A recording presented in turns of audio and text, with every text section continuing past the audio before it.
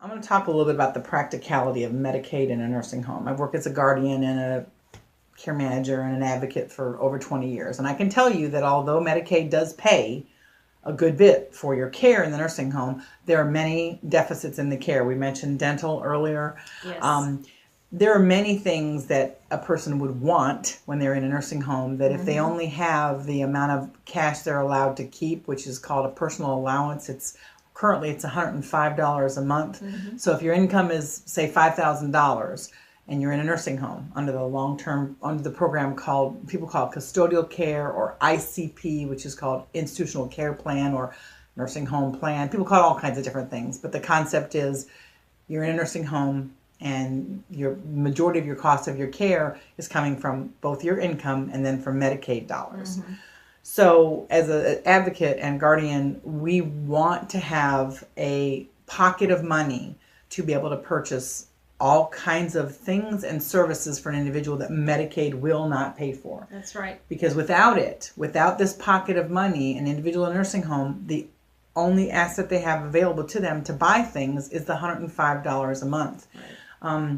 From dental care to transportation, from being able to actually get out of the facility and go to a family outing, for example, going to specialists. Right.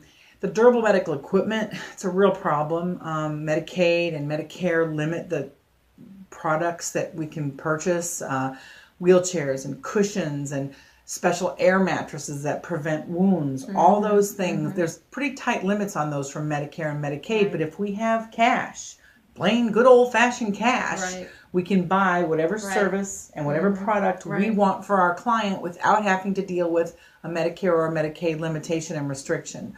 So as an advocate, I am thrilled when I have some dollars to be able to know that if we need oral surgery, if we need any kind of care that's not covered by Medicare and Medicaid, and we have resources in their trust, we can buy them. So, money talks. And we can pay guardian fees also. Guardians fees, care managers fees, attorneys fees. Right. An example, a real common example is, let's say documents need to be done. Living wills, powers of attorney, healthcare surrogate. An attorney should be consulted to do those documents. How are they going to be paid? So having these resources to be able to pay for services for that individual is a huge relief to me as an advocate. We had a guardian that just opened an account, and she paid for a caregiver to sit with her client in the nursing home who had just moved to the nursing home, to comfort them a little Transition. bit. To transition for a few months. She paid the caregiver to come in for several hours a day. Yeah. And again, we pay the guardians, we pay for electric wheelchairs, we pay for private rooms, the differential between a private room and a semi-private room too. So it's all about quality of life issues. Those are huge. One of the things that we often do in our office is if we have a client who is fairly advanced dementia and there's a 911 call from the nursing home to the hospital, we really don't like them being in the hospital alone. We really don't.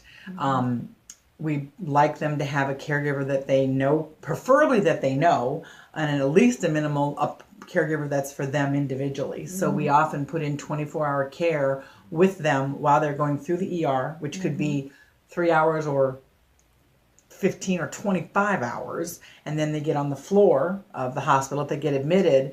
It helps in that transition because our hospital folks are really overworked and there's not enough staff. So we're really happy to have caregivers. We have resources because there's money in the trust that we can pay for that. Again, inheritances. If you're on the Medicaid in a nursing home, the inheritance can be put into the pool trust. If someone has a home on the outside and they decide to sell it, they can put the money into the pool trust from the sale of the home. Because while it was in their name and homesteaded, Medicaid didn't count it. Right. But at the closing, when it becomes cash, now Medicaid counts it. Right. And again, we're not attorneys, Right. so we're not intending to give legal advice No. because if the house gets over a certain amount, it can count. So you always have to consult an attorney when you have any kind of assets. Right. Sharon and I aren't attorneys. We just play them on the TV.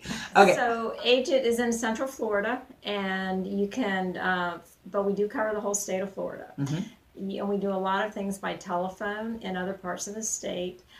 You can find us at www.trustaged.org, trustaged.org. Our telephone number is 407-682-4111, and we're happy to talk to anyone at any time to, just talk over a situation if you think this is something that may be beneficial to someone you know. I'm so glad we had to talk today, because this has been, this particular program has resolved the problem for so many of my clients. And some years ago, this program wasn't available. And it was tough. It was really tough in those days. So I'm very happy that it's here. Sharon, thanks for spending time with me. Thank you. Thank you guys for watching the video. And keep watching the Guardian Network. You're going to see more videos from other folks and professionals and providers that we have worked with for years and years and years. And we're here to answer questions and be a resource to you. Thank you guys. Bye. Bye.